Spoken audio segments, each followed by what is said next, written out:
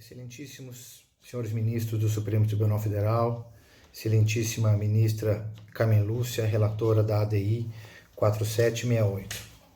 Honrado em poder participar do debate sobre a inconstitucionalidade dos artigos 18, inciso 1º, alínea A, da Lei Complementar 75 de 93 e do artigo 41, inciso 11, da Lei 8625 de 93, o Instituto Brasileiro de Ciências Criminais, já admitido como amicus curiae, vem, nesta oportunidade, apenas referendar alguns dos argumentos trazidos quando da apresentação de seus memoriais e a entrega nos gabinetes, com vistas a aprofundamento do debate e contribuição para o deslinde deste caso.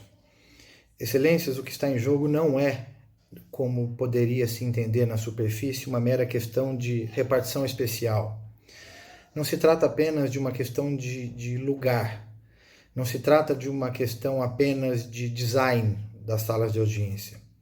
Na verdade, esta questão de lugar e da concepção cênica das salas de audiência, ela é o reflexo aparente, não o único, mas é o reflexo mais aparente da observância ou inobservância do princípio da paridade de armas do processo penal.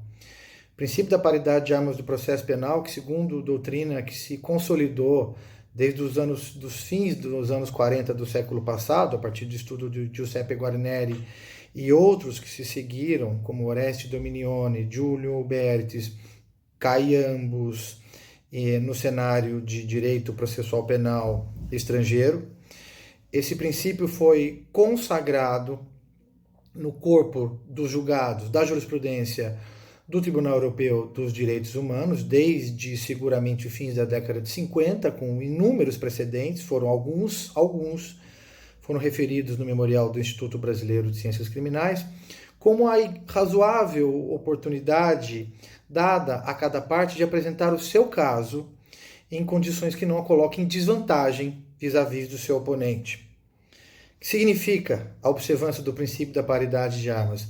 Observada a distinção da situação entre acusador e acusado, uma repartição de forças, repartição de oportunidades para que ambos exponham seus argumentos da maneira mais igualitária possível perante o magistrado. E por que isso é importante? Porque a paridade de armas trabalha com uma hipótese que também é muito cara para o processo penal brasileiro nos dias que correm, qual seja a noção de parte no processo penal. E o Ministério Público, atuante como parte no processo penal, na medida em que atua como parte e não como custos legis, porque o próprio artigo 257 do Código Vigente faz essa distinção, na medida em que atua como parte, ele defende interesse parcial. Ele defende interesse que, conquanto advindo de um órgão público, de um órgão oficial, é o interesse parcial. Não existe parte imparcial no processo penal.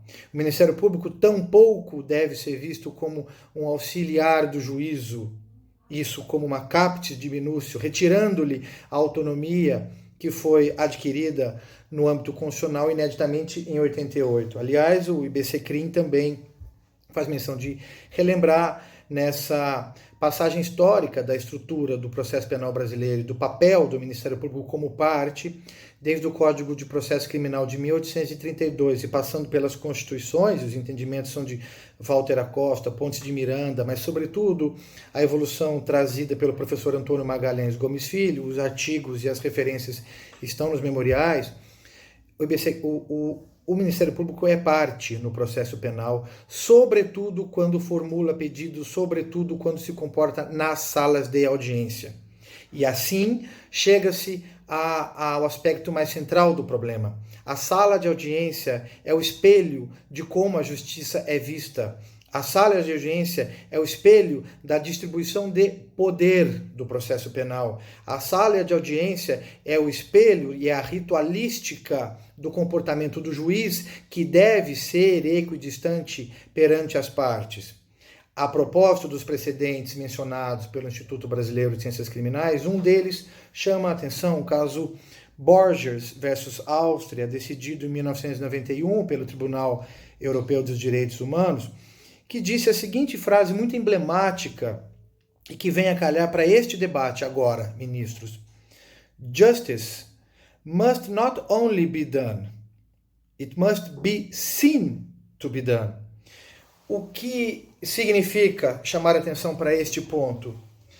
Que a repartição das salas de audiências não é uma questão que se esgota em si mesma. Ela é a face visível da observância do princípio da paridade de armas no que se refere à igualdade de oportunidades dos contendores, dos antagonistas.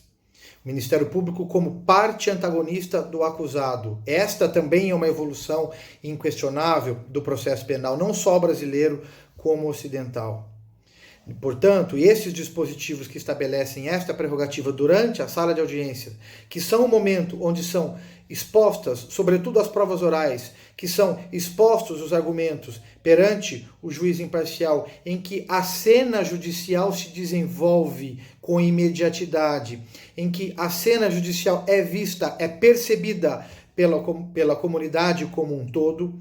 Neste momento, inclusive, é que se deve haver a nova configuração do espaço na sala de audiência.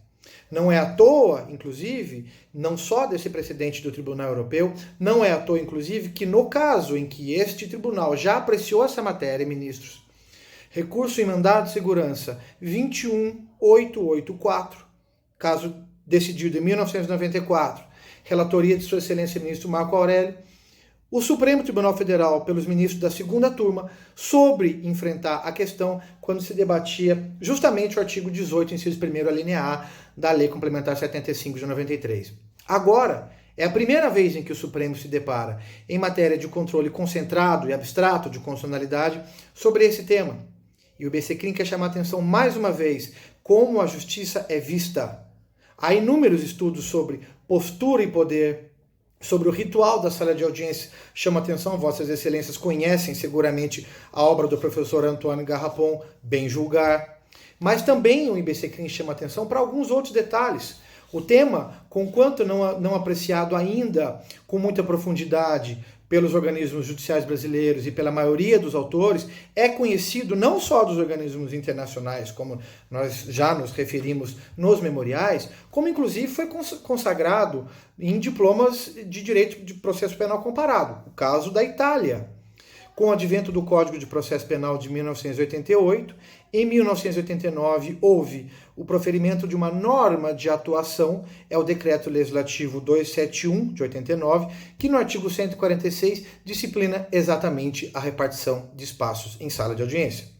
Em Portugal, um artigo do juiz do Supremo Tribunal de Justiça, Eduardo Maia Costa, trata também da repartição das salas de audiência. Aqui no Brasil, no processo em curso de andamento do novo Código de Processo Penal, atualmente renumerado sob PL 8045/2010, o Instituto Brasileiro de Direito Processual propôs uma emenda também para que se reconfigure o modelo de sala de audiência para que se adeque à paridade de armas no processo penal.